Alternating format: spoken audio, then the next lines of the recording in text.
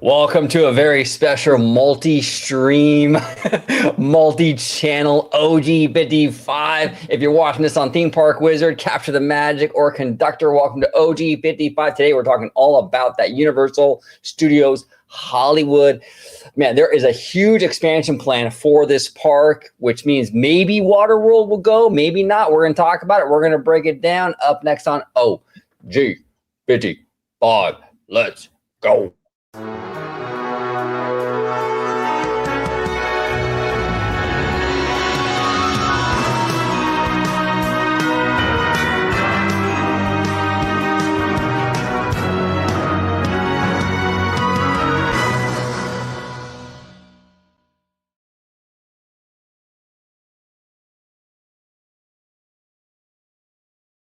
Welcome aboard, everybody, to another episode of OG55 Live. I got Wizard, I got Jared, and Conductor in the house with me today. We're talking all about Universal. We're taking your questions, your comments. But before we get started, we got the one and only Mr. Wizard in the house. How you doing, Wizard? I'm feeling spooky. What's going on? So where can everybody find you on social media, sir, if they're not watching from the Theme Park Wizard channel? You can find me on Theme Park Wizard. You can find me on Twitter, like I'm streaming on Twitter right now, Park Wizard 1. You can find me on my website, themeparkwizard.com, for cool stories, reviews, and more. And I just launched a brand new discussion forum, so post all your cool updates from all parks around there. And you can book your trip to any of these theme parks we're talking about with me right here. Follow me on Instagram because I'm actually really been posting on Instagram. OG knows because he likes how I post. I really been trying to up my Instagram game, and I think I'm doing a pretty decent job. You are, and I do like all your posts because I like to support our family here. And Wizard, you and I have got in this YouTube game around the same time. We've been on the journey together. On the journey together. And it's together. Jared, Capture the Magic is back. Always good to see you, Jared. How you doing, brother? Thanks for having me. I'm doing good. It's kind of fallish here. It has been 90 degrees in like 3 days. I'm enjoying this is cooler weather for Florida at this time of year. So I'm enjoying September thus far. Nice. Where can everybody find you on social media, Jared? Cap the Magic everywhere. Keep it pretty simple. And if you want theme park news, reviews, and stuff like that, you can check out CTM Podcast with my wife and I. But Cap the Magic is where you find us on social medias. So easy enough to just do it there.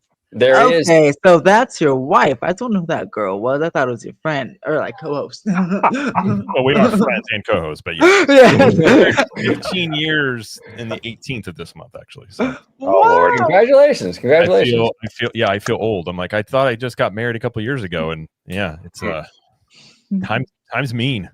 Time flies. No. And we got the one and only Mr. Choo Choo, loving that caboose. Mr. Conductor, how you doing, bro? I want to see my caboose. Oh, well. Jared, don't start. I'm my hands are free. Wizard, or I'm Theme Park Conductor. You can find me on... false start. I'm Theme Park Conductor. You can find me on YouTube, Instagram, Blue Sky, TikTok at Theme Park Conductor. You can find me on X at Theme Conductor. You can also find me every Sunday on Conductor Sunday live stream, where we talk everything about Universal, Disneyland, everything theme park news, and we have all these amazing gentlemen once in a while on the show where we break stuff down. Jared's kind of in timeout, but I won't get into that. We have a lot of fun talking just everything theme park. So come and join and have a bunch of fun with discussion. And I can see that OG has already highlighted my partner in crimes post. Tommy Toon World's in the house. There it is, Mr. Tommy Toon. Tommy Toon. Well, thank you, Conductor, for joining the show today. We're going to dive into this. We have a lot of news today all about Universal. Now, look, this is courtesy of KTLA. Now, before I dive into the meat and potatoes, it looks like somebody we know was referenced in this article, Mr. Theme Park Wizard right here. Oh, who is that? It's interesting, right, Wizard? And I wonder who that guy is. I wonder too. He seems like a really nice guy, but it says here, planning documents raise questions about the fate of the Waterworld show at Universal Studios Hollywood. And then down here, it says the possibility of losing Waterworld has sparked strong reactions among theme park fans. The Stunt Spectacular, which opened in 1995, crazy, remains a popular destination for visitors. Theme park blogs creators such as Theme Park Wizard have also weighed in on the future of Waterworld. Well, Mr. Wizard, a lot of people have talked about this, right? I did a video with George the other day about this. I know, Jared, you've done it, Conductor. We all talked about this. This is really big news.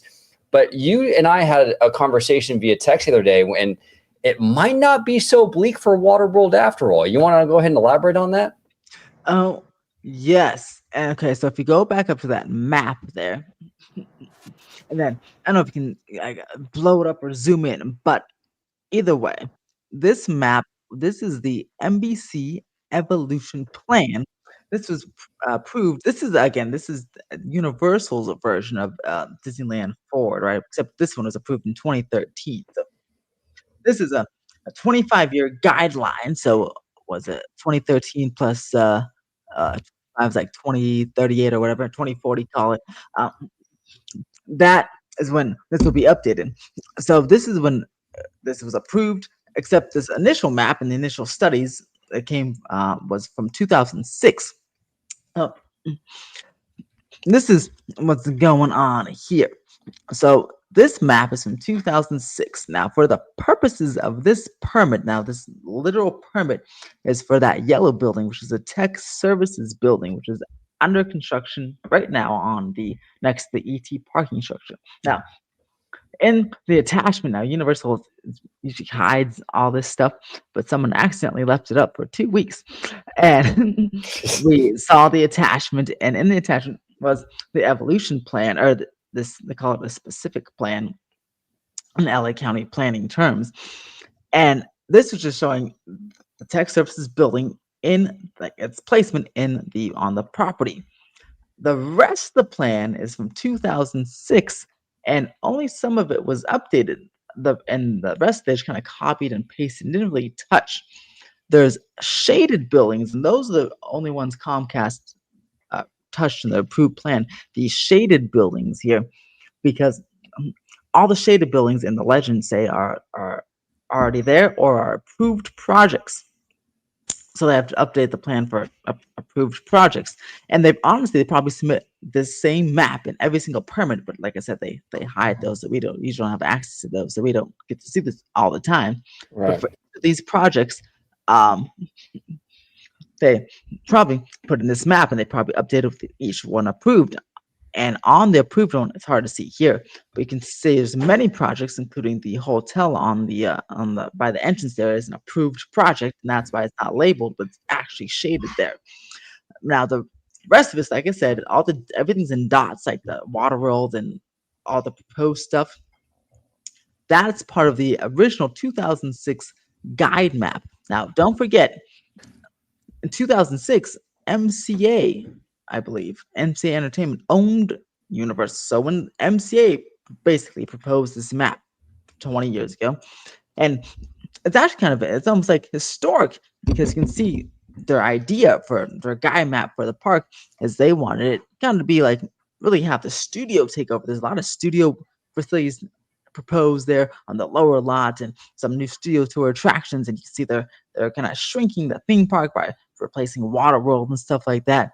But then obviously Comcast bought it, and many things of this plan already changed. Like the hotel location changed, and some other things like Harry Potter, wasn't on this first evolution plan. That changed too. So things have already changed. We all know Comcast is more like theme park focused. So, that's why I think I'm pretty sure Waterworld is okay, because that was part of the map that Comcast didn't update. It's not like Disneyland Forward. Disneyland Forward, they're presenting it to the city, but they made it as much more of a big deal. Like they're presenting it to us too, like the fans, and like this is what we can do and all that. They showed concept art, and there's blog posts here. This was again hidden in a permit that really wasn't supposed to be, shown to the public, just to LA City planners, literally about this tech service building. So they didn't have to update the rest of the map because they're not showing it to us. They left the old MCA studio focused map because that's because there was no need to update it. Again, it's not like a D23 presentation where they're showing, okay, fans, this is the future of our property. Right. Because I have I don't say credible or good, but I have a pretty decent authority that on the lower lot sound stages expansion, theme park expansion will happen, as well as maybe the Falls Lake one. But on this map, you can see the lower lot sound stages are going to be or be proposed to be torn down, but for more like studio stuff. But that's not the case, at least since Comcast bought it. So, like I said, I wouldn't put too much like umph into this map, because also, I mean, if they were to take this map super literally, like everything were going to happen, this map shows that in the City Walk section on the legend, I think it's like under C3, you see the words New Tour Plaza Retail. Now that suggests that the studio tour in this map, the studio tour would be not a theme park attraction. It would be separate and it would be accessed from City Walk, effectively cutting the theme park in half. Oh, that's crazy. That's crazy. Which they did have surveys about a few years ago, but I think they saw the reaction that they're like, "Ooh, maybe we should make an upcharge attraction." But this map suggests that that's happening. But since the map is so old, that's what MCA was thinking of doing even back 20 years ago. So, like I said, Waterworld will be pretty good unless they make like a new show somewhere else. Then I think Waterworld will be pretty good for now. Yeah, well said, Wizard. I appreciate that. Yeah, this is cool. I mean, really good to hear, because Waterworld is one of those shows, man, where it's like this has become an icon of this park. I was talking to George D'Italiano on a video we recently did. It's almost like Universal Hollywood's Fantasmic. It's a mainstay. You got to keep Waterworld. And here, to Universal's credit, under the Comcast leadership, Comcast has not shied away from nostalgia. They're leaning hard into it. We just got a brand new, amazing land in Epic Universe based on the classic Universal monsters. There's a lot of rumor. There's a lot of talk about, Back to the Future attraction coming to the UK park, and maybe even down here in Hollywood. Who knows? In Florida, FanFest was all about Back to the Future. So it seems like Universal is really starting to realize, hey, you know what? Disney has done a great job at sort of like cultivating its nostalgia and really utilizing that. And why don't we do the same? We have some great IP too. We have, Back to the Future, all these great franchises. Why don't we lean into that? Comcast has been very smart with that. So it makes sense, Wizard, what you're saying. Like, I really can't see Comcast getting rid of Waterworld. Not to say Waterworld is a great IP or a real relevant IP in and of itself, but the show itself is such a beloved thing, and Comcast isn't tone deaf. They really do. They do have a good sense of what fans are wanting, and I was shocked, honestly, when I heard the rumor initially. I was kind of shocked because it seems so out of character for what Universal right now is currently doing. So great news, and I'm confident that it's going to stick around. But Jared, go ahead, Wizard, before we go to Jared. Well, I was going to say, it's also, like you said, not only those good points, but keep in mind, Waterworld, the stage is not just used for Waterworld, right? It's used for the Purge Dangerous Waters for Halloween Horror Nights, and rumors have it'll be used for the One Piece stunt show and for FanFest nights. So there's multiple uses besides just Waterworld, making it even more valuable to Comcast in the near term for sure. Until, like I said, unless they get another show venue somewhere, but they don't have any other show venue. So they definitely, I'm sure, will be keeping Waterworld for a while. War of the Worlds, though, that one, for the people who care about going on that of the studio tour, that may be removed pretty soon via an actual new permit for a grading project in the area. So if you care about seeing War of the Worlds on the studio tour, go take the tour next time at Universal. Okay, all right. Well, Jared, what are your thoughts, man? What are your thoughts? Waterworld, there was a lot of buzz. You heard it all on social media. This thing might go away. Wizard kind of, You know, he laid it out like this. Probably not. You know what I'm saying? This is old stuff that we're looking at here pre-Comcast. Are you pretty confident that Waterworld is here to stay? I probably don't know enough to have a solid opinion, but I have heard. I mean, it's a great show. I've seen clips of it, or I've taken the actual show, and everybody that goes out there says it's great. Which is weird, like you were saying. The movie, well, I don't remember much about the movie. I know Kevin Costner was in it. Him and they had the Postman at the same time, I think, or around the same time. But I mean, from everything I've seen, I've talked to you guys and everything. It's a staple of the park. So I would be surprised if they got rid of it, just considering there's probably other things that you could add to that park to bring in more people, which I think would be the goal if you're looking to do extra things in a park. So getting rid of something, considering, I think would you agree that Hollywood is like a locals park for the most part? You know, actually, it's kind of funny. I used to be of that mindset, but I've been going a lot now, like almost every weekend. And I see actually more international guests there than I do at Disneyland now. Really? Okay. Which is really surprising. Now, Yeah. Wizard, you're there a lot too. And Conductor, you're there pretty often as well. But like, I mean, am I off base, Wizard, with this? I mean, I feel like it's pretty well visited by tourists. And it's kind of surprised me, to be honest with you, because I used to have that more locals mindset. But have you noticed that too, Wizard? Or Yeah, I mean, I hear lots of different languages. Even during Horror Nights. Well, during Horror Nights, it's more like locals. But when I go in the daytime, I usually hear lots of different languages. And again, like I said, pre-COVID, especially, I saw lots of Asian tourists. And those, like I told you, OG, those big tour buses of like 50 people coming out. It was insane. So yeah, a lot of different languages. Probably stopping at Universal the next day doing Hollywood stuff, whatever they like to do over there.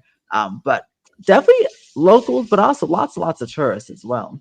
Yeah, I've noticed that. Conductor, what are your thoughts on this, man? You know, Wizard really laid it out. I mean, he makes a good case. It doesn't seem like Waterworld's going anywhere. Does this make you feel better about the situation? Did you want to see Waterworld go away? What are your thoughts, Conductor? So my thoughts are, I'm so glad that Waterworld will not be going away. I'm even more excited that Wizard can kind of clarify that the map we've been talking about, everyone's been talking about for the last couple of days, is very old.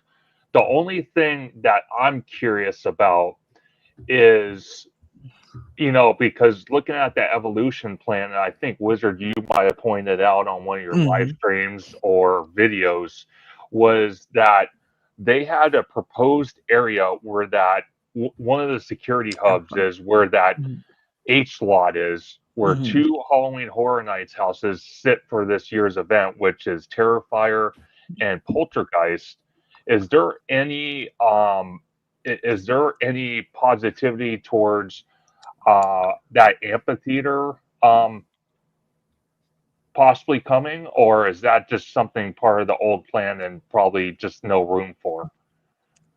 Well, see, that's a good point, because on the map they labeled, I think it's like C2 or something, one of the City Walk stuff, or C3. It says future destination venue for City Walk. But it's like that spot is right on where the Eastern Security Hub structure is being built right now, so that can't possibly go there, because that's not like a modified version could. But that's a good point for good reason to show that that map is certainly old and not existent, because literally something else is being built on the spot. That something else on that map is being proposed, and we can see it with our own eyes. So, not to say City Walk won't have any future destination or something like that in the future, but just not in that location, because it's currently being occupied. Okay, interesting. Now, okay, so Waterworld is seemingly safe, but the exciting part about all this news, and Wizard, you've been on my channel quite a few times talking about this, and on your own channel talking about this, where Universal Hollywood, it seems like Comcast is getting really bullish on this park. We're getting the hotel, right? The Universal Hotel. I remember you mentioning to me that they want to spend like $1 billion on new attractions and things like that. Yes.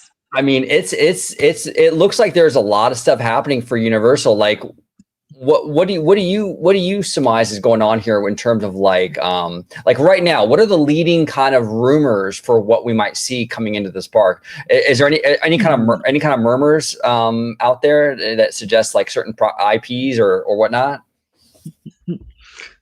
I don't know. I'm not hearing any potential things of like IPs or things just yet.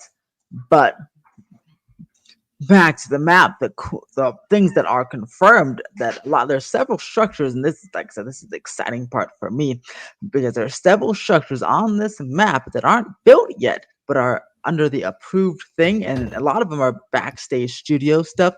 But it's good because every single backstage studio thing that's built, that means they're relocating something for future theme park expansion. But I'm just glad that the hotel that I've been talking about for so many years, when I found the permit back in 2020, where did my camera go? 2023. Hold on, guys. This okay, is on the. Oh my God, sorry guys. I don't know why. No, you're good. Oh, you know what? It unplugged. Okay, but I'm still talking. But the whatchamacallit, the hotel's on there, which is great. They, once again, the plan says there's a second hotel, which that's the rumored spot for that is supposed to be on the where conductor was talking about the H lot where the two Halloween Horror Nights houses are now.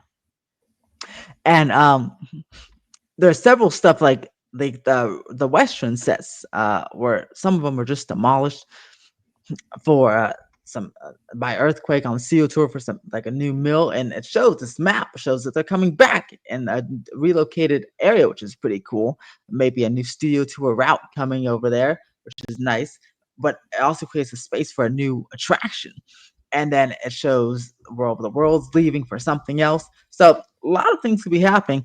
And another reason this map is definitely off, because it shows nothing for the Simpsons, and it shows the building being demolished. But we all know that when the building's falling apart, and two, the whatchamacallit, the contract is coming up to an end with Disney. I know there's some rumors that maybe got extended or whatever, but even if it did, the building's still falling apart. So there's no way the building can still be on the map because they have to demolish it. So we don't know what's coming to the park, but it's exciting stuff coming to the park. And they're moving backstage up to make it happen, and they're doing it now, which is very exciting. Yeah, no, absolutely. Go ahead, Jared. I don't think so. That rumor about the Simpsons contract, it could be true, as far as I can find. And it's no shade toward him. I don't know him from anybody, but it's Rick's Flicks had mentioned it in a vlog of his, and I think in the video he had said that a bartender told him that, but then he cut it out of the video. So that rumor's been out there. I don't think there's really much credence to it, but it doesn't make any sense to me. I have no idea why they would do that. I don't hear about this, and I thought maybe it's just for Florida, because I didn't hear much about it over here. So I was like, why do they want to extend it? Well, I don't think that Disney. I don't know if Disney would even do it, considering they own it. They like to own their own stuff. So I don't even know, even if Universal wanted to, if Disney would. Because there have been some rumors as well that Pokemon may not be happening, which is a long rumor in Orlando. I heard that. Yeah, I heard that for the Simpsons, someone said that I guess Disney ran some surveys about where they want the Simpsons in their parks, and according to the rumor, the people who responded to those surveys, the guests coming out of Disney World, were so aghast by the idea they didn't want them anywhere, which led to a contract extension. Again, I don't know how true that is. That's another rumor. That's another reason of the rumor I heard, but I have no idea. Yeah. Simpsons is a weird property for Disney. I think if they were to ever bring Simpsons to a Disney park, I could see it working in some capacity. Like I could see like a Treehouse of Horror sort of thing for Oogie Boogie Bash. That'd be kind of fun. But I wouldn't. At Hollywood Studios. Yes, as like the only place it might make sense. But I don't think the Simpsons. I mean, I don't really watch the Simpsons, but I don't feel like they're as relevant as they were 10, 15 years ago. No, but it is. They do stream it. I mean, it is one of those higher streamed shows that's on. I think on Disney Plus, it's one of the most streamed shows on Disney Plus. It is. So I can see in Hollywood Studios now they're kind of redoing. they're kind of doing that animation courtyard thing. I can see like an animation, like a more permanent station as an animation station or animation town with a whole bunch of animation properties and like a Moe's Tavern there, and that maybe be like the extent of the Simpsons area of this animation corner, and then maybe add some Futurama in there. I don't know, but like I feel like Simpsons would be good as part of like a fantasy spring style thing with animation where you have multiple animation IPs rather than just like Simpsons, and like it might mesh better up there, and maybe as a bar since Disney World likes building a lot of bars. That could work. A Moe's Tavern, man. Come on. But at the same time, I don't think Disney would, considering I think at this point Simpsons is known to be a universal thing when it comes to theme parks. I don't know if they would pull the trigger. I feel like they would give it time, maybe. But I doubt. If or I was maybe that, I just don't think they would. Yeah, I'd say no. I don't think they would do this. Never mind. I had an idea. I was like, maybe sticking on a cruise ship, but I don't know where it fit on a cruise ship. Unless you put a Moe's Tavern on the cruise ship. Simpsons is a kind of a weird property. It's still hard for me to even wrap my brain around Disney owning that. Like there are certain franchises that seem to fit very seamlessly. Like, and some fans might disagree with me on this, but like with Star Wars, it always felt like a galactic fairy tale for me. Like in a galaxy far, far away. It presents like a Disney thing, kind of, right? Even Marvel, you can argue it's like, back in, the 50s, it was Davy Crockett and all that stuff and Zorro. And I feel like Iron Man and Captain America is sort of like this generation's version of that kind of hero. You know what I'm saying? But Simpsons, I'm like, I don't know. It doesn't feel like Disney at all. It would feel kind of weird to have them in the parks. It would be very weird if they're going to bring a Fox property into the park. I think they need to. It's Always Sunny. Bring that bar. If they're going to go full bar lounge, just bring It's Always Sunny and set that bar up there for. Yeah, definitely. Disney adult. That's a great show, by the way. I love that show. Dude. I love that show. Yeah, it's great. It's weird that Disney also technically owns that now too. That seems very strange to me. It is, yeah. It is weird. Well, they picked up that Fox thing because they really wanted to like beef up the streaming stuff, But now they have to sort of justify the purchase, right? Because it was like 70 billion. Now they sold some of the sports stuff, so I think it brought it down to like 50 billion, which is still crazy.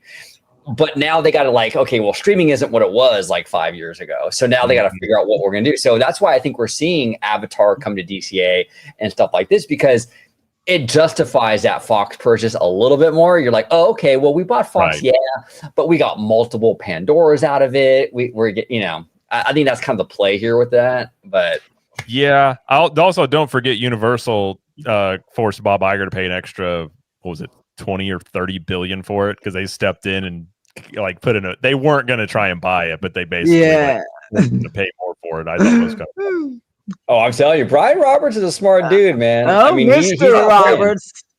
Yeah, he knows what he's doing. Yeah, no, he knows what he's doing. He knows what he's doing, So, that was wild to me. But now, Jared, you've never been to Universal Hollywood, correct? I have not. I've looked at the map. I've been checking out on the Hollywood drift coaster coming out there because obviously I think that from what I've also heard, Orlando's replacement for Rip Ride Rockit will probably be Fast and Furious as well. But I've never been though. I haven't been there or Disneyland because I just haven't. I don't know. It's been a while since. Hey, when you come down here, we're going to show you around, brother.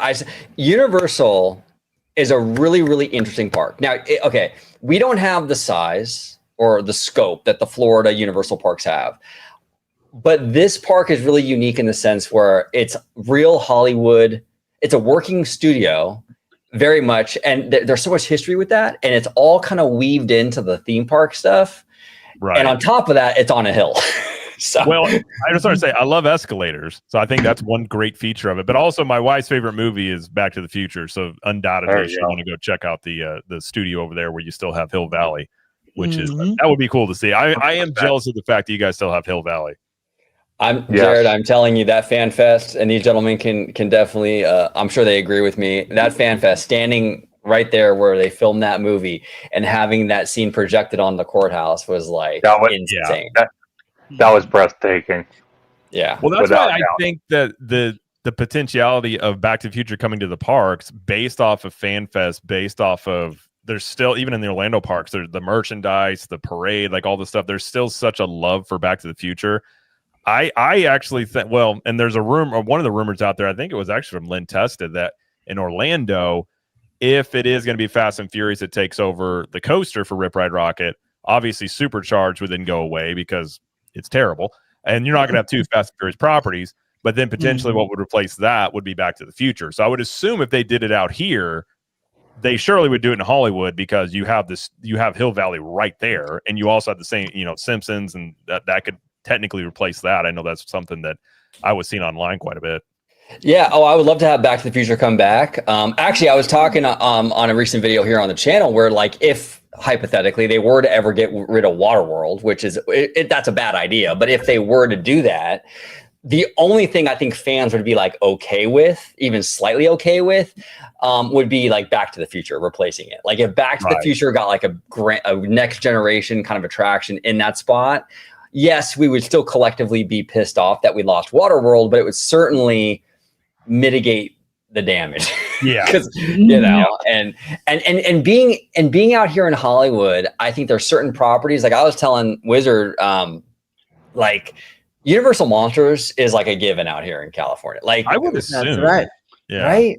I mean, and speaking of the monsters, just wait, because I think you'll be very excited for FanFest Nights 2026 for the monsters, if you like the monsters.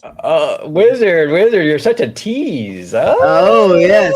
I told you that it would be like buns. like Dark Universe in Hollywood. Is that the thinking, or would it be a different type of land?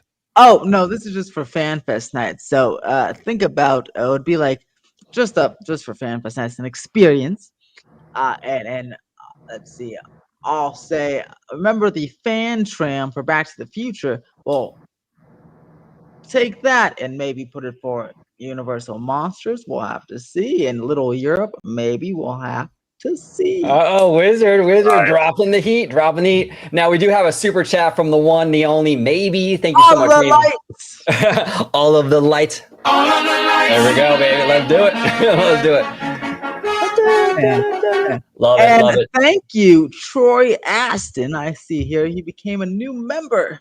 Yes, Troy, thank you so much for becoming a member. We do appreciate you. Thank you so much for joining in the conversation today, talking all about Universal. But yeah, that's interesting, Wizard. And that's what I'm saying. That's why I think Waterworld is safe, because look how hard Universal leans into the nostalgia with this stuff, man. I mean, they're going hard with the monsters. They're going hard with Back to the Future. From what I understand, now I know One Piece was like the star of the show in terms of like FanFest, right? In terms of like merch and like just, but wasn't Back to the Future on those customer surveys and through like the merch and stuff? The highest rated. Highest thing. I'd heard that as well. I'd heard it, yeah. And I think if you look at merch sales too, I think they probably have all the feedback they probably need to figure out if they want to pull the trigger on it and actually do it. And I think I've been saying for months, I think if any theme park company was going to do it, it'd be Universal, because it is a risk. If you think about, like, it's a retro property there's no new movies, but I think that's the thing that helps it stay relevant. So you're talking like a 30-some-odd-year-old property that bringing back, but I think it would go over great at both Orlando and Hollywood. And speaking of merch, by the way, I know One Piece did fantastic with the merch. But wow, I'm curious what the numbers. I don't know anyone working in merchandising, so I don't know the numbers. But just in this week alone, my goodness, the amount of Five Nights at Freddy's merchandise, it's hard to find nowadays. I mean, those little plushies came out last weekend, and I took a little Instagram post, and literally, I think they came out like 24 hours before I took the post, and just walking around City Walk, every other person had a little Five Nights at Freddy's plushie. I'm like, oh boy! And those red cups, they're nowhere to be found. But I have a couple. Thank goodness. I have mine. I bought mine. You know what's funny? I asked a team member today, because I was hanging out with Tommy Toon World at Universal, and they said besides the plushies, the red cups, the other piece of merchandise, and this is for the actual frame picture that you could get the little individual puzzle pieces. Yes, that was cool.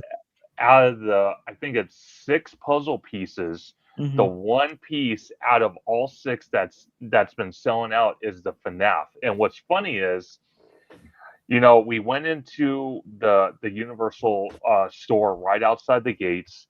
I saw probably about, I don't know, 20 of them. We went into the park thinking, they'll have it in the park. Well, they didn't have the puzzle piece in the park, and it's Freddy Fazbear. And what's interesting, we spent about 2-3 hours in the park, went back outside, and we went back into that store outside the gates, and I walked over, and it was like a miracle, lightning in a bottle. There was one on the shelf. One. Nice. So I snagged it. I'm like, yes, because it's funny because the team members are like, I can't tell you how many people have come up to us and say, we can't finish the picture frame. We're missing Freddy Fazbear.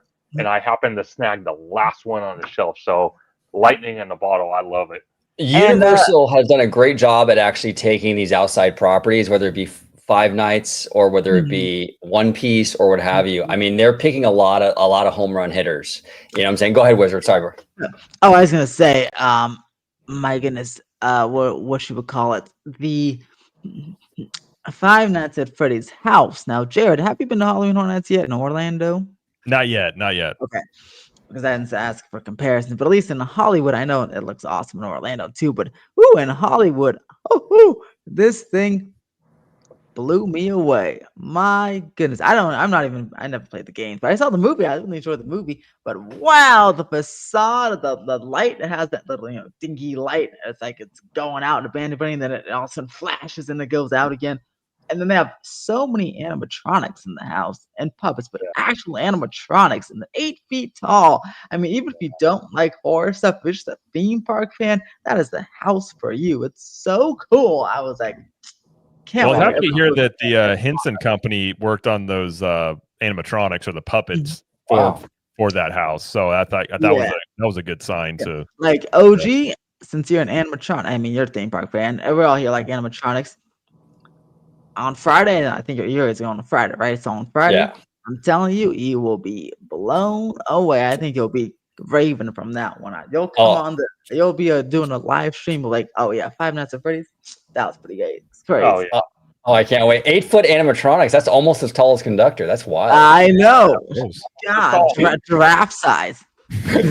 That's wild. But we got our good friend Mr. Seymour Duck in the house. Mr. Seymour, thank you so much for joining us. He says here, Seymour Duck, and I'll start with you, Jared. But he's asking, should Universal embrace more Asian cultures in the parks, anime and K-pop and whatnot? I mean, it seems like it's a hot thing right now.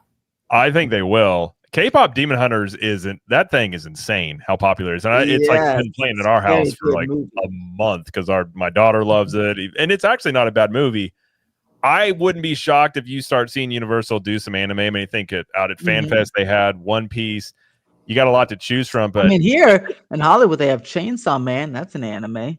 Yeah, if you could get your hands on K-pop Demon Hunters, you'd be printing money. But that is technically it's a partnership with Netflix and Sony. So I don't know exactly where those Universal has partnerships. I mean, they work with Sony with Men in Black, and they're right. And they work with Netflix all the time. So I think it'll work out. They could do it. If they brought that in, they're going to do sequels and more movies. So I think. And they're going to do it. They're going to do, they said, a live action version, which it's funny how they already have that planned in. like, all right, I got to jump on the live action train. And Universal has really had the cojones to do the anime thing. They had was it Jujutsu Kaisen Wizard? Yeah. In the Kung Fu Panda building. Not only that, they're probably lazy too, but it's still cool, pretty bold to literally have the Japanese version in there and make everyone read subtitles. Like that was insane. Apparently with Chainsaw Man, it's the same thing. They just have subtitles and they're speaking to you in Japanese, which is pretty insane for an American park. Because ask lazy American people to read, it's like bonkers. No, it's true. No, that's why I was saying it took a lot of guts to do that. And I was like, wow, this is pretty dope, So I think Seymour, to answer your question, I think they will, and I think they already have. I think they're really going to embrace this. I think that Universal has seen, especially with One Piece, right? I mean, that thing printed money for FanFest, and actually One Piece as an attraction, a permanent attraction, there's a lot of potential there too, because you can make that ride, Universal's Pirates of the Caribbean, basically. You know, Definitely. I mean, Yeah. that I would just be wonder insane. if they would dedicate an attraction, or if they would dip their feet in first with like a show or something. You know, like I think it would work, but I could definitely see them being a little hesitant about what, because I think when it comes to anime, a lot of, especially these big companies, they're kind of getting there where how popular it is and how much of an appeal it is, especially to like teenagers and the younger crowd. But it's also hard for them many times to wrap their head around it. So I'd be shocked if they announced like we're building a whole land or attraction, but I could definitely see a show coming first and then seeing how that goes. Yeah. And then, you know, within like 5 to 10 years, I think you could see a lot more of it.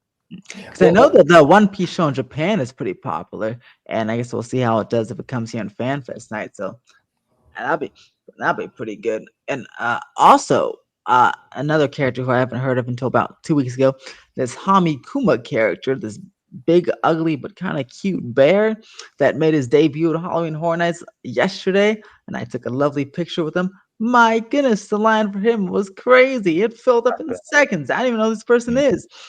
And and not only that, my Instagram post, every post I make about this dude soars in viewership. So Nice. that's another Japanese type of character. So a lot of people know Japanese culture. I don't, but I really like the Japanese culture. I don't know how people know all this stuff so fast, but you know, internet and children, huh? Yeah, no, it's crazy. Wizard, between the Japanese, the South Korean K-pop stuff, it's really blown up right now, and I feel like Universal has gotten a head start with it, with some of their decisions already, and Disney's really behind with this, man. I mean, I don't really see Disney doing the anime thing. I mean, I don't Kingdom think Hearts. there's any way. I don't think there's any way unless they bought it. They're not. Yeah, I gonna was gonna say. Do Yeah. you think? Yeah, so I was gonna say, like Disney. I feel like they're very hesitant with anything to do any third-party stuff. But do you think they'll ever change the mindset, or no? I think if Disney did it, they would do it in like 15 years. I don't think they would be like a first adopter. They Disney typically is very, they're going to do stuff that's more safe. If you look at like how technology, what they say, first adapters, and then it eventually catches on.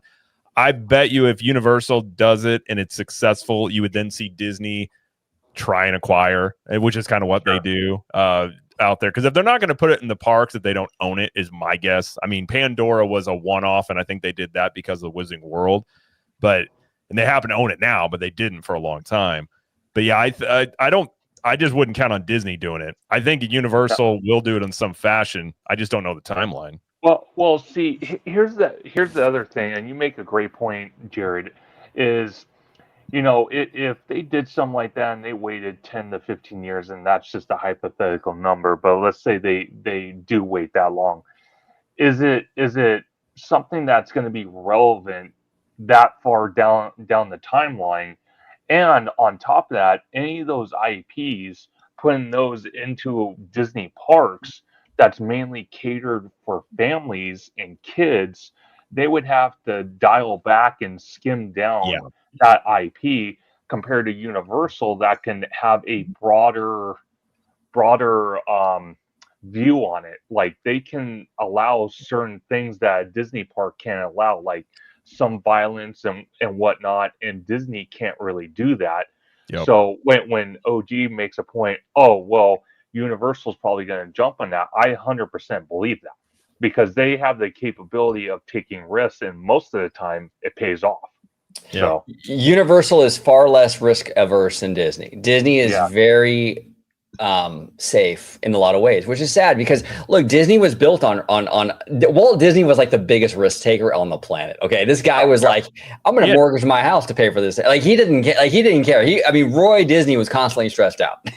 Dude, he had, honestly, in the time he did it, he had no business doing the stuff he did. Like, I mean, it was almost, you could say, foolish in his behavior of how he went about it. So yeah, I mean, Walt Disney himself was not afraid of risk, but the company, you know, this is kind of what happens when companies reach maturity in many ways as well. Like they're just going to become more defensive.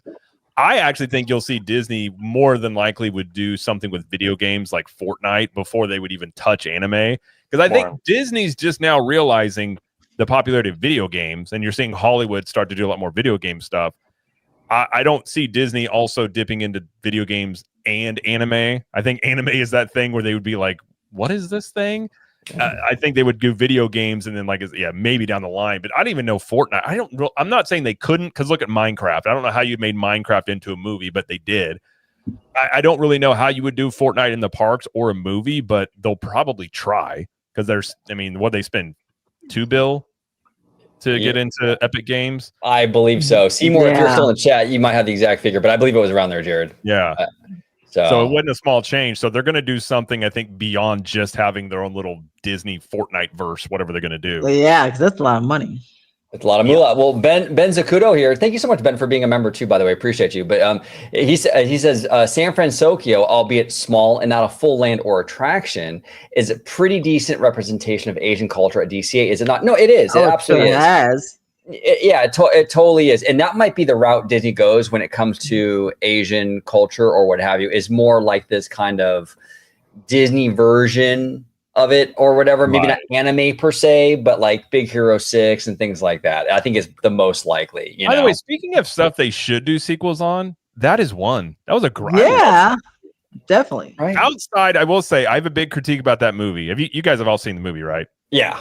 Yes. How the brother dies is absolutely idiotic. He runs into a burning building and then the thing explodes. Like there's a bomb in there. Like 5 seconds later, I'm like, okay, come on. Like that are the ways to do it. I was like, that could have been a better death for him. But overall, that movie is great, and it is kind of anime light. It's like Disney's version of it because it's got a lot of influence in it. Yeah, no, 100%. Rogue Attractioneer makes an interesting point. And by the way, Star Wars Visions is an amazing show. It's some of the best Star Wars we've seen since Disney bought Star Wars. I love that show. It's incredible. But Star Wars Visions shows Disney is okay with dipping its toes into anime. That's interesting because it would very be out of a Disney version. I think that's exactly what they would do, is adopt an IP they have into that style more, because I don't even know if the Japanese company, if you could even buy it. I don't really know how those Japanese companies work, if they're even open to being bought out, considering their fan bases that they have. Yeah, well, it would be kind of cool to do like a Star Wars Visions like projection show in Batu or something, right? Like, yes, that would be sick. Anything extra in Galaxy's Edge would be a plus. Oh, absolutely. Exactly. It needs all the help it can get. You know what I'm saying? Yeah. But Mr. Seymour Duck says Disney owns 9% of Epic Games. Okay, I knew it was about 9 to 10%, somewhere around there. Yeah. That's significant. There was a report that Epic was getting frustrated with Disney kind of dragging their heels on the stuff that they're supposed to be developing for the Disney version of Fortnite.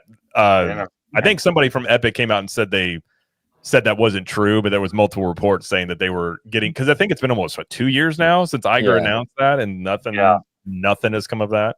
Well, we know a little bit. Well, it's been 2 years or 3 since Iger announced Avatar, and that's true. I mean, Iger just doesn't announce stuff for the stock price at shareholder meetings. He would never do that. well, and that's the thing too.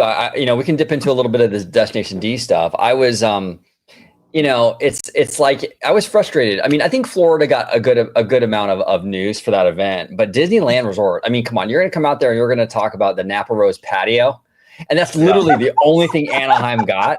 Are you kidding me?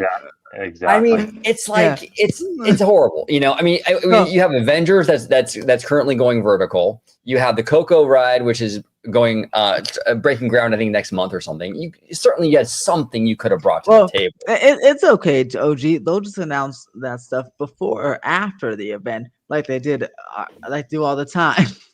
Yeah, exactly. They'll do that, and then we'll hear news weeks leading up to freaking D23 in August of next year, and then we'll get it all about 2 weeks before it happens. And on the D23, if they hopefully it doesn't go back to the Target years, if they brought out the Target man, and hopefully it's more like last time. The Target man. Well, hey, Josh Giamaro has the CEO spot in the bag. If we see the Target guy come out again, he's feeling pretty comfortable if that happens. You know what I'm saying? But that's wild. But the Rogue Attractioneer said Disney did release Gilby for a long time too. That is true. That is very, very true. I think them doing it for streaming and putting it in the parks is probably a completely different situation, if I were to guess. But I don't even know where. I mean, I guess it would fit more in potentially in Disneyland than it would Disney World. But I don't know. That would be very interesting if they went that route. Yeah, I will say. no, I agree. D23, I've been saying I was surprised at the things they did announce because I was saying for a long time I didn't think they were going to announce much, and I actually think they should get away from these big conventions announcing all this stuff, and the fan base just wants kind of the newer stuff all the time. But it was kind of interesting at Disney World. They announced like the launch base stuff, and then Destination D23 happened, and then after Destination D23, they announced all the closing timeline for D4 and Dino Land. So and don't forget, but before Destination D, they announced the Thunder Mountain stuff and all that stuff. That's true, but not on it. And the Buzz Lightyear, they're doing like Spaceship Earth's getting a refurb to some degree. And I'm like, and they did it like a week before. I'm like, why can't you just wait a week? Like, Disney is really weird. Official parks panel. You could add a whole parks panel right there. Like, I don't know. see the other thing I told George on his live stream the other night was, I said, why couldn't they add a third day to that event? And literally they can have it where they give current, they might announce a few new things here and there, but they show progress on what they announced at D23. Because if you think about it, everyone that is a Magic Key holder and a D23 member, gold member, and then you got people that go to Club 33, and then investors in general that don't go to the park, we're all investors. So it wouldn't be such a bad idea to add an extra day to Destination D23 and just give updates and show actual footage that, what they're doing with these projects that were announced at D23. Because as far as I'm concerned, I'm going to hold Josh tomorrow close to the fire. When he publicly comes out and says, we are moving dirt, I want to see evidence of it. I don't care if you guys have to give a monthly progress report online showing pictures, video clips. I don't care. Because if you're going to justify me paying $8 for a damn water in your park, then I want to see investment. Okay. No, you're right. You're right, Conductor. And that's been the frustrating thing with Disney with this stuff. And here's the thing. Disney has this D23 thing, right? Sure. And it's the gift and the curse in a lot of ways. It's the gift because it generates a lot of hype, a lot of buzz, a lot of headlines. But it also forces Disney to make announcements early because people want those announcements, where Universal doesn't have Comcast Con or whatever. So Universal literally announces these things when they're like halfway done already, Well, hear me out. I've been on this bandwagon for like years now. I say when Disney comes out, like this last D20, they announce all these things. All these things are 5+ years away, however long they are. Sure. It is impossible to maintain a level of excitement for that long, because then the next one comes on, they want more things. The way that Universal does it, I'm betting right now they're not going to announce what is replacing Rip Ride Rocket until it is probably about a year before it opens. Then they're going to announce it. They did the same thing for Epic. It is not very difficult to maintain excitement for a year because you can actually plan trips in that frame of time. And then I think the concept art looks closer and you have actual legitimate hype running up into these things. I think it would be better for them to get away from it. I just don't know if they feel like they can, because I don't know how the fan base would react if they're just like, by the way, no more huge announcements at D23. I think they would just be so fearful of the backlash they would get. Maybe they would. Maybe they'll take it a little better now after today's news. I don't know if you saw what Scott Gooston said that at D23 2026 there'll be no vendors. The whole show floor will be gone. Like, that's gone. Really? Disney's taking that away for next year's D23. So, did they say why? No, they just said it won't be available. So there'll be no show floor, no vendors, none of that at D23 2026. So, that's weird. That's really weird. Well, Joe Gons here is asking, are D23 events, are they even profitable? I mean, I would imagine, Joe, if they still do them, they probably are. Yeah, because they sell out every time, so I'm sure they are profitable. Especially the Honda Center was hundreds of dollars. Yeah. How much of it costs them to rent out the Honda Center? Yeah. But I would assume that they probably are. Well, see, that's something I hope, because I think I clarified it with Wizard a while back. Before COVID happened, Universal used to do something very similar to D23. And I hope, I hope they bring something. I hope they bring it back for the Universal side, because if we're talking about every 2 years that Disney does the D23, I don't see why Universal can't do it every 2 years, because we've all seen, whether it's out here in Hollywood or out in Orlando or even their international parks, they, for whatever reason, they pay the right people to sit there and get the right crews to build these lands, to build these attractions, to, you know, do it in a reasonable time frame. So I could see Universal bringing that back. Yeah. I really could. I actually hope they don't, but I could see them do it. They get a lot of buzz off of it, but yeah, I wouldn't be shocked if they did. Yeah. I personally think that if Universal would do it, it would be more relevant than what Disney is doing every 2 years, because at least Universal, when they build a attraction or a new land, they can execute it within 2 years, maybe 2.5, maybe 4 years tops. Right. And if you're doing an event every 2 years, they can come out and say, wow, we're going to be opening this new land at Hollywood this winter. Here's some sneak previews of what the land looks like, what the ride looks like, what the merch, the characters, and all this stuff. And they could be justified with it. Disney, when they do it, like when next year for Avatar, or like for D23, they might say, oh yeah, we're just getting shovels in the ground right now for Avatar. It's like, you announced that 2.5 years ago. What the hell? Oh, I know exactly. Shovels in the ground? Well, Come on, man. Well, real quick, Wizard's gonna be leaving us in a second. I just want to say real quick, I want to insert this little joke real quick. You guys ever see Interstellar with Matthew McConaughey? Love Interstellar. Amazing. He comes back after like 85 years and they're still building this shit, Yeah, all right. It's crazy.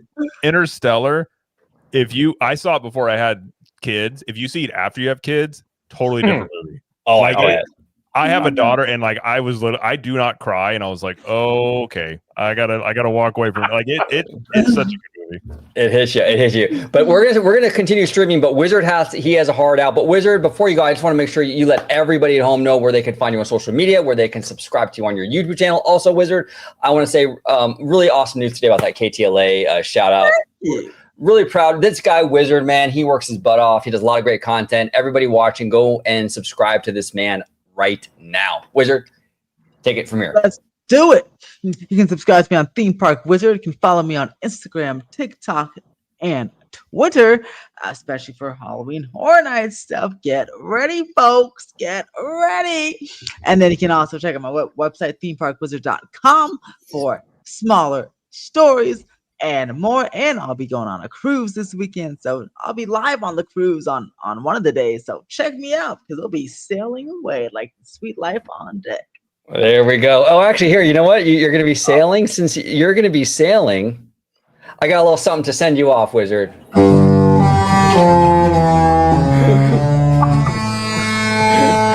There you go. Wizard, it's always a pleasure. Have a good Later, one. Wizard. Bye-bye. Yeah, everyone, make sure you follow Wizard and subscribe to him on YouTube. He's an amazing dude, does a lot of great content. But yeah, I mean, it's crazy, this D23 thing, and I mean, it kind of, it's a gift and the curse. It bites him in the butt sometimes. Sometimes it's, I don't know. We'll see what kind of happens. But everyone was kind of disappointed, at least on my channel. Our audience was like, they didn't announce anything for Villains. I'm like, because Villains, I don't think is going to be done until sometime after 2032. And I'm like, they're talking about showing, we went on a field trip. Here's some pictures from our vacation. Here's what we're inspired by. I'm like, they're still at a very early conceptual point of this. Yeah. So they're, and now the big question will be, do they start building Villains Land alongside Frontierland, or do they wait till that is done and then they start? And it's so far down the road. And don't get married to that concept art they released, because I do not think it's going to look anything like that concept art they initially released last D23. I want to ask you. I want to ask you guys a question. Jared, we got just a little bit here with the architecture field trip thing, right? Right. Were you encouraged, or neutral, or less optimistic based on what we were shown with that? I don't know if it was enough to even to really have an opinion. I mean, the stuff they showed was very villains like. The what they call it, they put a term to it, conjecture or something. They created some term to describe it. When it comes to Disney stuff, I'm just sort of let's see when we have more stuff, like what's the final product look like.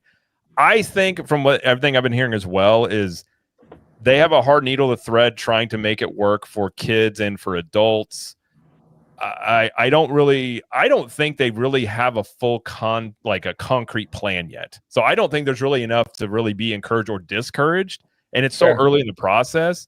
But I do think the thing that is encouraging is they have a lot of pressure, because if they don't deliver on these lands, and especially Villain's Land, and I think Villain's Land is the one that has the most potential. What's up, Webba? Webba in the house. Make an impact, and they can't have a swing and a miss. So I think in terms of the pressure they're feeling, you would hope that they are up to the challenge to do it and understand the position they're in.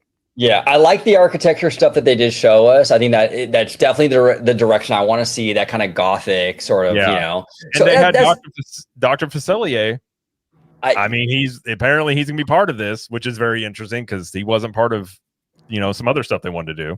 Well, yeah, they didn't put him in Tiana's, and we heard, I don't know if it was official or if it was just rumor that Disney felt he was problematic or something. It was rumored. It came from that group that they disbanded that went around the parks and found stuff they didn't like and needed to change. They said it was the voodoo aspect of him that they didn't want to feature him, but it doesn't make any sense either because he's in the Halloween parties and he's going to be in Villain's Land, which he's a great villain. So, I mean, Yeah, absolutely. Conductor, were you encouraged by the architecture field trip, or doesn't matter? So I'm intrigued by it. So at least they're showing that they're doing research, but like Jared made a valid point. It's in the very, very early stages. We might not see it completely, like Jared was saying, until 2032. That's still years and years and years away. Meanwhile, you got Universal Hollywood, and you got the Disneyland Resort. Well, I shouldn't even include Disneyland Resort, but Universal Hollywood and Epic Universe, their parks are going to completely be different by the time 2032 comes along. Meanwhile, you got also Great Britain that probably will be built by then, and on top of that, probably already be ready for expansion to that park, because we've all seen it with Epic Universe. They're already expanding, so again, it's great that Disney's showing progress, but the problem is, how can you justify raising prices every single year if it's going to take you more than 5 years to build these lands? Now, I get it. Once the land's built, if you want to upcharge, be my guest, but don't sit there and upcharge when you have multiple attractions closing down. You have new lands that you announced at the last D23 that's going to take over 5 years to build. Meanwhile, you got your neighbor and your competitor next door, Universal, building entire theme parks by the time you build one land. So it's like, what the hell is this? Obviously, I know Epic Universe probably took about maybe close to 10 years, but they really didn't say anything until the last, 4 years, 5 years? They kept it hush-hush for if it was 10 years, but they were planning behind the scenes. I'm fine with that. But when you're a company saying, oh, we're going to build this, and it takes you that long compared to your competitor that keeps their mouth shut, and then when they're ready to start actually putting shovels in the ground, they say, look, here's the evidence. We're putting shovels in the ground. This is the timeline. We're going to get it done, and they execute. Am I missing something? No, you're not. You're not. Yeah, it's crazy. Brandon Green here says it took Joe Rohde several years of field trips to conceptualize Animal Kingdom, so Villains is still in the incubator. 100%. Yeah, 100%. And my thing, Brandon, I like the field trips. I like the fact that they do the research. My issue with the field trips, though, is they use the field trips as an announcement. That's my problem. Yeah, I think I told you, OG, it's like back in the day, you go on a vacation, you got to sit through like an hour and a half of a slideshow of like, this is us in front of this statue. And you're like, okay, Cool. Like, it's really hard to build Yeah. and be creative in public. I think Yeah. that's the thing that I think they shoot themselves in the foot with that, because you know, if we're all going to build something and we're kicking around ideas, some ideas are going to be bad. But doing that, you're going to be like, oh, no, what Conductor said is cool. Let's take that. But when you do all this in public, then you're also having your ideas, and then, well, what do the people want? What do they want? And instead of you creating something that you're passionate about, I feel like they feel the pressure to, well, now we're on a timeline for this. Now we got to do this. And I agree with Conductor. I think if you did more of this in the dark, when you actually are ready for this stuff to go, and then you announce it, and then you're like a month later you start building, that's a different story than you're going to have 2 D23s, if not more, of updates about Villains Land coming up probably. And it's just, at some point it just becomes like, how do you can't maintain that level of excitement, and then people can turn on that and get annoyed by it. See, that's the thing, though. That's the difference between Disney and then Universal. One of the things that I find very interesting, if not awesome, is Universal won't say nothing. They'll just start building it, and then we're at the theme park like, what the hell are they building? Mm-hmm. And then once they're like halfway, maybe 3/4 of the way building it, then they announce it. But see, what I like about Universal, though, and just the company in general, when they do announce something or it is rumored, they never give a price tag. At least until the land is open, the attraction is open. Because if you tell me, for example, like the Fast and Furious coaster at Universal Hollywood, if you told me 2 years ago it's going to cost, I don't know, $20 million, and I know that's just a random numbers, but $20 million, but yet it doesn't look like a $20 million attraction. It's like, then why did you even say anything? I'd rather you didn't say a number, just build the damn thing, and just keep tight-lipped about it until after the attraction was built. You know, a friend of the channel, Jay Shear. We all love Jay. He's awesome. But he's been beating the drum about the Disney PR for years, and he's absolutely correct. Disney has a really rough time with this. They've always had a PR problem. It's so weird. Yeah, it's crazy.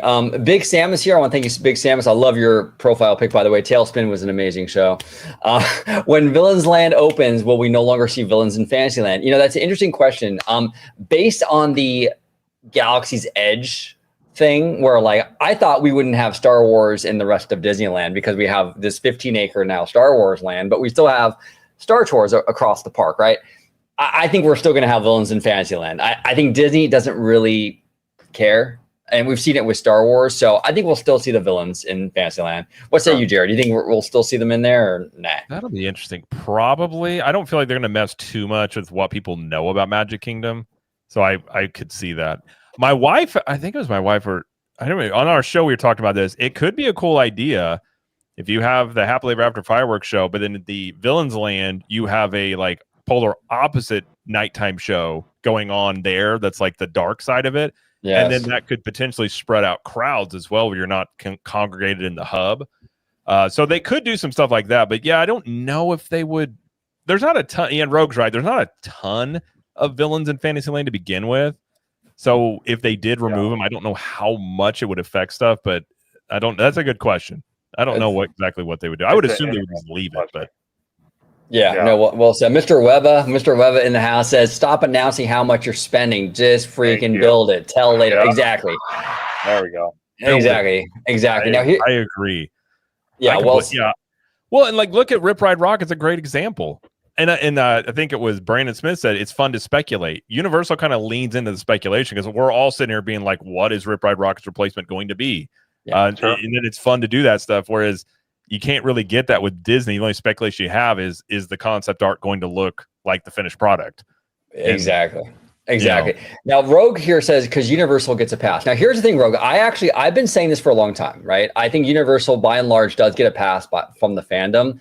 Disney is like, it's the complete opposite. Disney is very much under the microscope. But here is the thing. I do feel, and I'm curious what Conductor and Jared, I'm curious what you guys think about this. I do feel this is changing. And I think because the Universal fan base, Universal has made a great product over the past 20 some odd years now, right? Since IOA, really, I think is when the Universal golden era has really kind of started, right? Where they started to really be a serious competitor.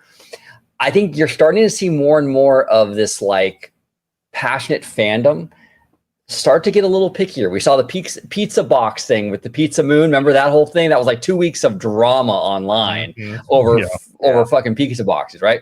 So it's like I do feel like there more and more that is creeping in. I also think if this is a huge if, and Wizard really made a good case to be made that they're not going to remove Waterworld, but if they remove Waterworld, I think you will see a backlash that Universal hasn't seen in my lifetime. I think it would be a lot of pushback on that. Now, do I think that's going to happen? No, I don't think they're going to remove it. But anyway, I do agree with you for the most part, Rogue. I do feel that Universal mostly gets a pass, but I think the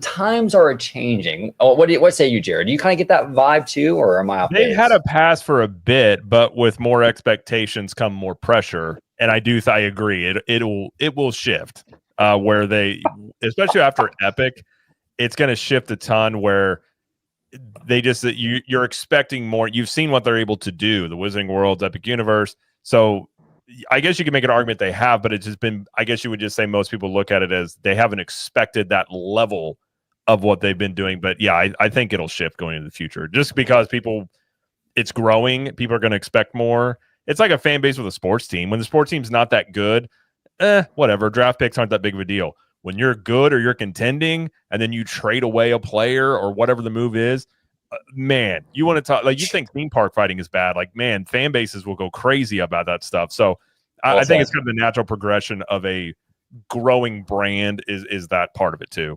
100%. What say you, Conductor? What do you think, man? You think Universal gets a pass, or do you think that's changing? So it's interesting because I've always thought Universal should get a pass, but now looking at it, we've all said it, the theme parks aren't perfect, whether it's on the Disney side or Universal side. They've both made mistakes that are not the greatest. But when you look at the two companies, and again, I'm going to compare it to the construction. When they want to bring a new land, a new experience, just new entertainment, I just kind of feel that Universal fits that bill. So, do I honestly think Universal should get a pass? I don't know. I'm favoring yes, but on the other hand, again, we'll have to see what Disney comes up with Villains Land, with the two new attractions at Avengers Campus. Then you got Pandora. Then you got their international parks with Lion King, the new Tomorrowland. So it's going to be really interesting. But for now, my vote is probably going to be yes. Universal does get a pass because they put out a great product, and what they build for the average everyday Universal guest. I'm sorry, I'm going to just call it how I see it. Disney is actually shaking in their boots when it comes to their Villains Land, even though their Disney villains have been around for forever, and there's a lot they can do there. But when you compare it to Dark Universe, which is right down the road, they have a lot to think about, and I don't know. I just don't know. It's a big question mark for me. I would love to say that Universal doesn't get a pass, but at least for this moment, I think they do get a pass, as long as this new speculation map that was put out by a user on X about the evolution plan, which we've all agreed, even Wizard said it was old. As long as they don't touch Waterworld, because we've all seen it. How many news companies come out and say that Waterworld is one of the best live action stunt shows in any theme park around the world? And the fact that it gets that praise for based off a movie that's come out over 2 decades ago, even longer than that, and the film did not very well, but the stunt show is amazing. It's like if they Well, touched Waterworld, that would be the most absolute stupid thing to do. yeah. Absolute stupid. I think also some of it comes down to of the how it's perceived by the fan base of the effort given. Oh, And I think Universal, for being a huge company, one of the hardest things for any company to do is really try and figure out on the ground floor, what do people want?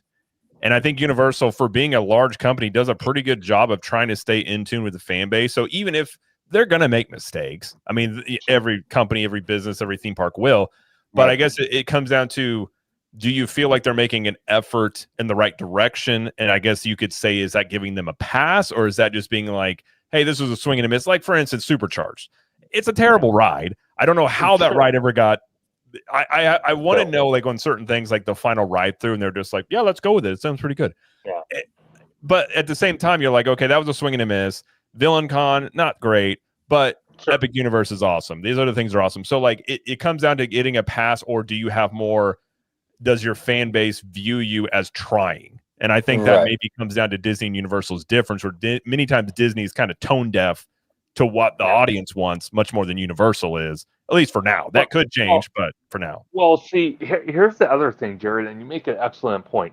When you have annual pass holders, or in Disney's case, Magic Key holders, I kind of feel that Universal loves to listen to their annual pass holders, loves to listen to their investors, and they love hearing opinions. Disney, like you said, is kind of like culture shock.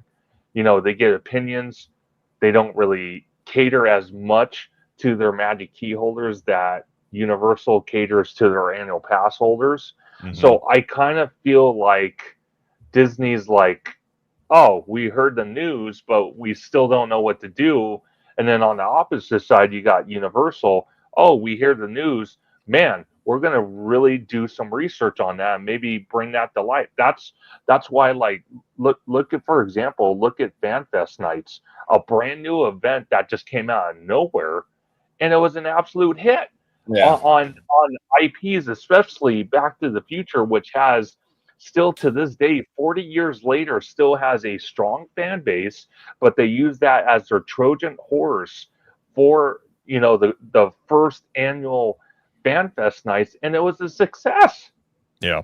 Yeah. Well, they're leaning Comcast, Universal, they're leaning into nostalgia, and it's a smart decision. Disney has leaned into their nostalgia, and it's really paid off for Disney. And Universal finally woke up and said, you know what? We got this great library. Let's lean into this stuff. You know what I'm saying?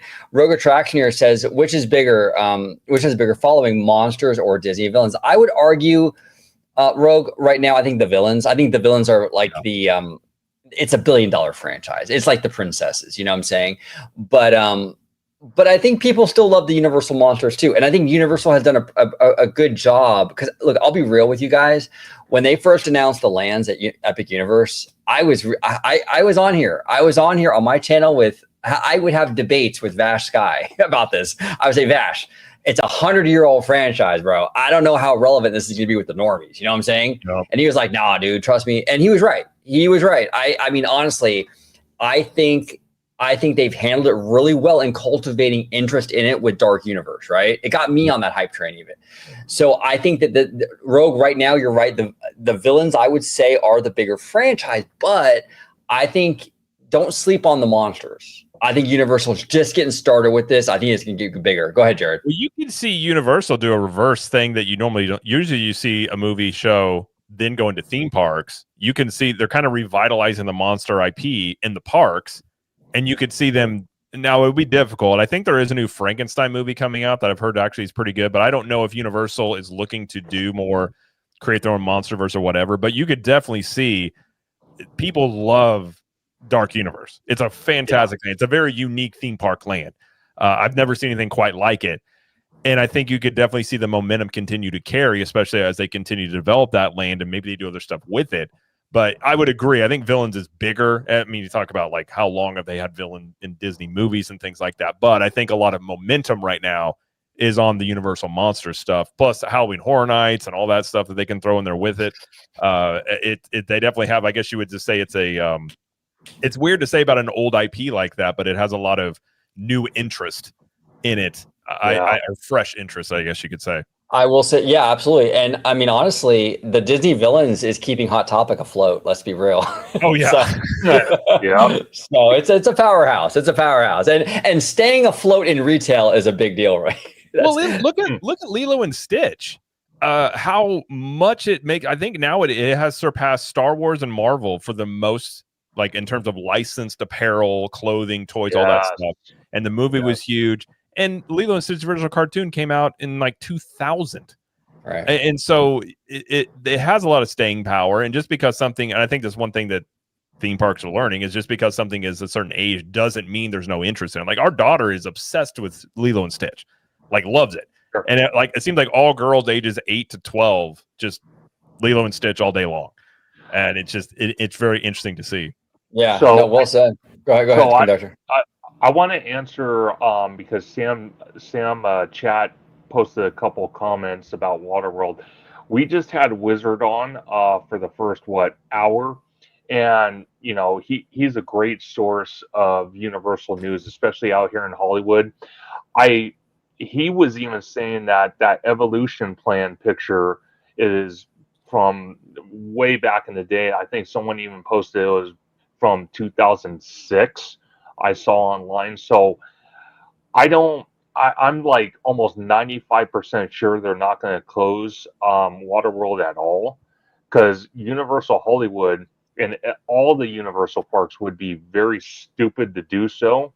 And I even think Great Britain will probably put a version of Waterworld in their park, because every Universal park has Waterworld in it. So I do not think they're closing it. Orlando doesn't. Oh, they don't? I thought they did. No, really. No, I know Japan. I know Japan has it though, right? I think Japan does. Japan does, and I swore Singapore does. I swore they did, because I know Japan has it, because there's actual footage of people watching the show, and in the background you can kind of see the Super Nintendo World hills, and cool. So I know they have it.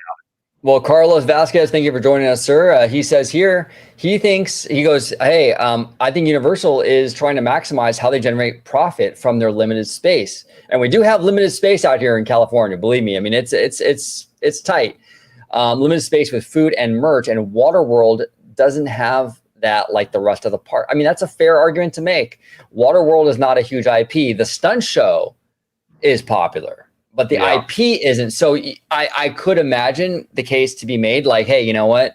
Yeah, people love the show, but is it moving merch though? Are people buying Waterworld hats, mugs, glasses, popcorn buckets? Probably not, Right. So I kind of get what he's saying, but and Jared, when you eventually come down here, you'll see how tight it is. I mean, Disneyland Resort is tight, but it's way more spread out, and we still have quite a bit of room to kind of work with still, especially after Disneyland Forward. But Universal is way tighter, man. I mean, you're on that hill, and it's really hard to. They got to really get creative to squeeze in any kind of acreage. You know what I'm saying? My wife's been out there before, and she was telling me, she's like, it's way smaller than you even can imagine, just in terms of like you being used to Universal Orlando. She's like, it's much different park for sure. Yeah. And Brandon here says, Singapore does. The recent refurbishment for Hollywood's version borrows a lot from the Singapore version. Oh, that's interesting. So Waterworld had a recent refurbishment, I guess, out here. That's actually good news. That's encouraging. So I heard the rumor for the Great Britain park is a James Bond stunt show. Yes. I love James Bond. If they officially announce that, I could tell you what, I will move heaven and earth to make it out to Great Britain to see that. I kid you not. I love James Bond. Yeah, that would be cool. That'd be cool. Gentlemen, I want to thank you for joining. I want to also thank Theme Park Wizard. Everybody at home, make sure you follow these fine gentlemen. I'm going to be linking everything down below, so it'll make it real easy for you to subscribe to them and check them out. If you're watching this on OG55, make sure you subscribe to them as well. They are family here, and we love them. Jared, if you want to give all the deets in regards to where they can find you, sir. Yeah, I appreciate it. Thanks for having me on. It's always a fun time hanging out and talking with you guys, and good to see Wizard as well. At Captain Magic here on YouTube and all the socials. Probably Instagram is one of the most active at, but I'm on. If you message me or see me on X, it's not often. I don't like to argue with strangers and potential bots all day long, so I don't really get on there too much. But you can also, if you want to check out, if you want some tips for Universal Orlando or Disney World, CTM podcast with my wife and I, you can check that out as well. And that is where you can find all my wares. And thank you for having me. And it was a great time as always.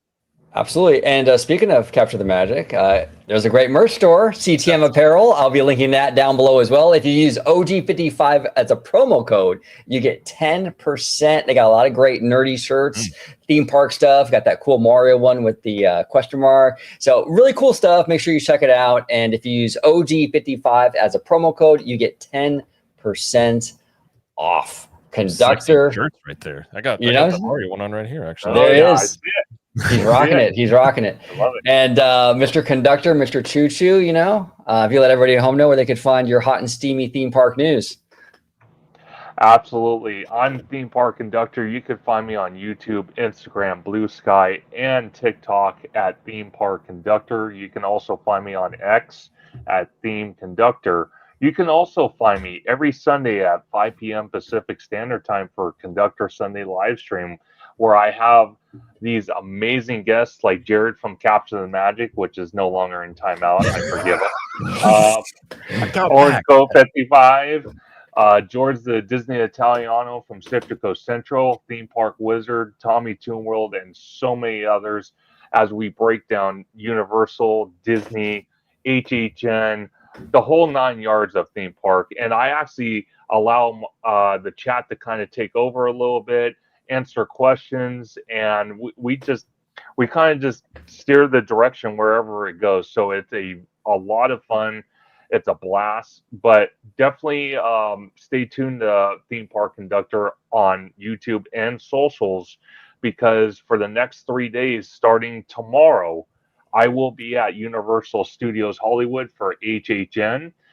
I will be joined by Orange Go 55 at some point on Friday. So we are going to be living it up. I cannot wait. It's going to be so much fun. And then also, I'm going to be at the Disneyland Resort every morning from tomorrow all the way through Saturday morning. So if you see me in the park, please come say hello. There he is. And then before we go, we're gonna let Mimi Fan close us out. Now, if you're a Californian, right, and you look, I mean, we have a lot of locals out here in California, and you're looking for a cool spot to eat. Mimi has you covered, all kinds of Korean barbecue places and everything. So you can check her out on Instagram.